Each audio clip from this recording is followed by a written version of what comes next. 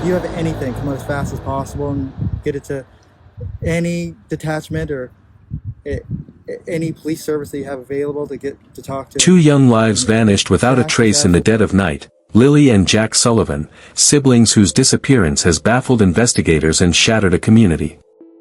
What really happened behind the closed doors of their family home?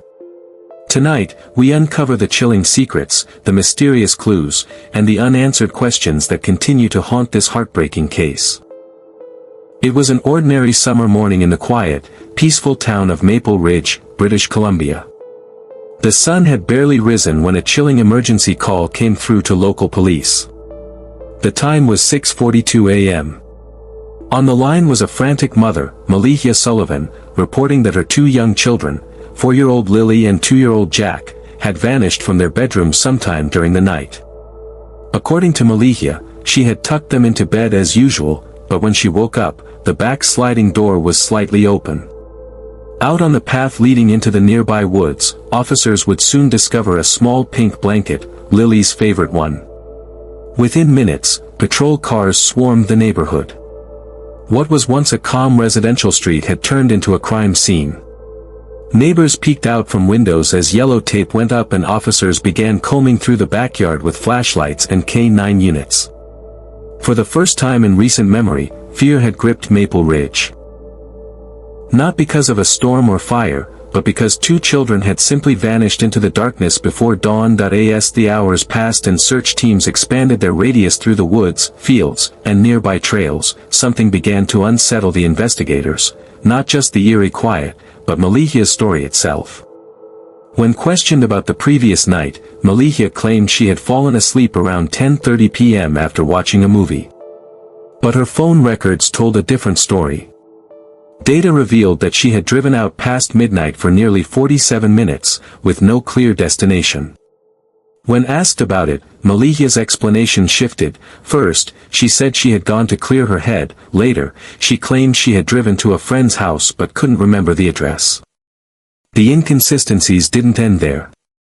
Surveillance footage from a neighbor's front porch showed Malihia's car leaving the driveway at 12:19 a.m. and returning at 1:06 a.m., long after the kids should have been asleep. Yet in her original police report, she never mentioned leaving the house. Investigators began to quietly shift their focus. Was this a case of abduction, or something far more disturbing? Why was Malihia hiding details? And most importantly, what had really happened between midnight and dawn? On the third day of the search, a breakthrough, though not the one anyone had hoped for. A volunteer combing the edge of a wooded area just 2 miles from the Sullivan residence stumbled upon a small pink blanket, half buried beneath leaves and damp soil. It was instantly recognized from earlier photos as Lily's favorite, a soft, fleece cover she reportedly never slept without. The discovery sent a shockwave through both the search team and the community. This wasn't a random item, it was personal, intimate, left behind, not lost. Authorities cordoned off the area and brought in cadaver dogs, drones, and forensic units. But no other physical evidence was found nearby, no footprints, no signs of a struggle, no blood. It was as if the blanket had been deliberately placed. Meanwhile, online forums lit up with speculation. A once sympathetic public began to turn. Questions piled up. Why hadn't Malihia mentioned the blanket was missing? How did it end up so far from home with no trace of the children? The narrative was shifting, from a story of a desperate mother to one of deception, and potentially, guilt. The case was no longer just a search. It was becoming a criminal investigation. As investigators dug deeper, a new piece of evidence surfaced, home surveillance footage from a neighbor's property, captured at 2:16 a.m. on the night of the disappearance. The footage showed Malihia's SUV backing out of the driveway with no headlights on, moving slowly down the street, turning toward the woods. This directly contradicted her initial statement to police that she had been asleep the entire night and only discovered the children missing around 7 a.m. Even more troubling was the discovery that the sliding glass door Malihia claimed the kids exited through had been locked from the inside. Forensic tests showed no prints from the children on the glass, only adult-sized smudges. Malikia's story about Lily and Jack letting themselves out for a late-night adventure began to collapse under scrutiny. The tone of police briefings changed. They no longer spoke of the children wandering off but hinted at foul play. Behind the scenes, officers were quietly obtaining a warrant to search the Sullivan home for traces of blood, chemicals, and digital evidence. Meanwhile, public sympathy plummeted. News outlets ran side-by-side clips of Malikia's emotional plea and the damning security footage, forcing viewers to ask, what kind of mother lies during a search for her missing children? 3 days after the children's disappearance, a local search volunteer discovered something chilling in the underbrush near Silver Birch Forest, about a 20-minute walk from the Sullivan residence. It was a small pink blanket, partially covered in dirt and pine needles. Volunteers immediately recognized it from one of the family's photos as Lily's favorite bedtime blanket, the one she reportedly never slept without.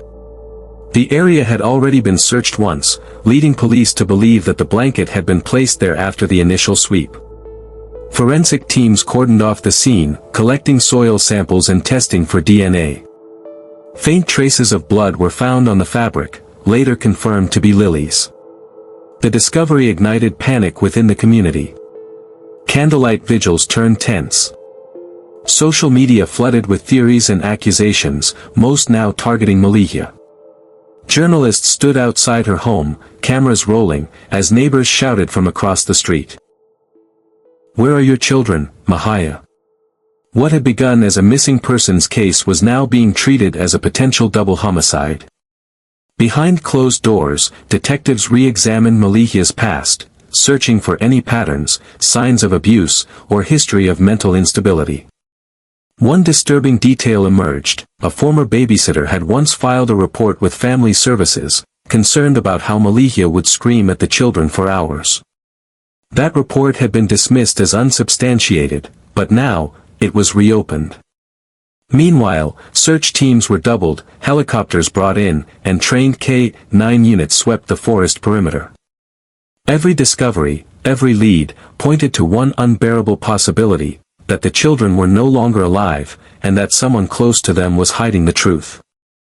5 days into the investigation, RCMP detectives obtained a critical piece of evidence: a home surveillance video from a neighbor's doorbell camera across the street from the Sullivans' house. The footage was time-stamped 2:47 a.m., roughly 2 hours after Malikia claimed she had put the children to bed and fallen asleep. In the grainy night vision image, a hooded figure, matching Malikia's build and height, can be seen carrying what appears to be 2 bundled shapes wrapped in blankets. One of those blankets, later confirmed, was pink. She walks calmly toward the family van parked in the driveway, opens the trunk, and loads the bundles inside. Minutes later, the van pulls away, driving off into the night without headlights. When shown the footage, Malikia reportedly went silent, then broke down, claiming she had no memory of that night. But what raised more red flags was her previous statement. She had told investigators that the house's rear sliding glass door had been faulty. Left open accidentally, possibly allowing someone to sneak in and abduct the children.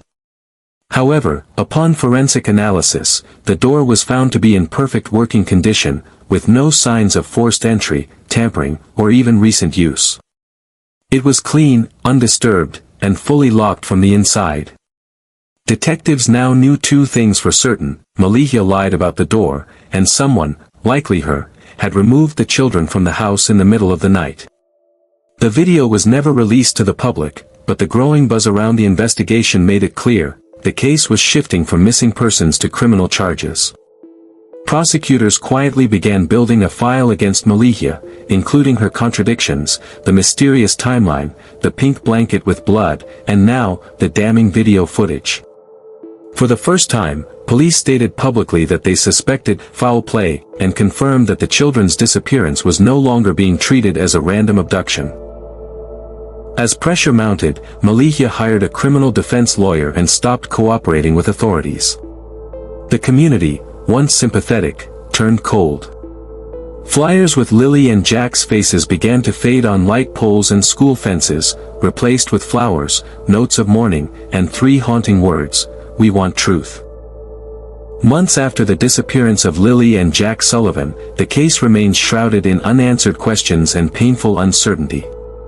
Despite exhaustive searches of nearby woods, rivers, and abandoned properties, no trace of the children has ever been found. Malihia Sullivan was eventually arrested and charged with 2 counts of child abduction and obstruction of justice, but the most severe charges, including murder, remain unproven due to the lack of bodies or conclusive forensic evidence. The court proceedings exposed a pattern of lies, neglect, and possible abuse within the family, leaving many wondering what truly happened behind closed doors. Public opinion has been divided. Some believe Malihia is guilty of a horrific crime, while others argue she is a grieving mother overwhelmed by mental health struggles. The community's shock turned to sorrow and reflection on how child protection agencies and social services could have intervened earlier. The missing pink blanket, the inconsistent timelines, and the chilling surveillance footage continue to haunt those following the case, symbolizing the fragile line between innocence and tragedy. The disappearance of Lily and Jack Sullivan serves as a tragic reminder of the vulnerabilities children face and the importance of vigilance, compassion, and justice. Though the children's fate remains unknown, their story has ignited conversations about parental responsibility, the limits of the law, and the need for better support systems to prevent similar disappearances in the future. For now, the search for truth, and for Lily and Jack, goes on.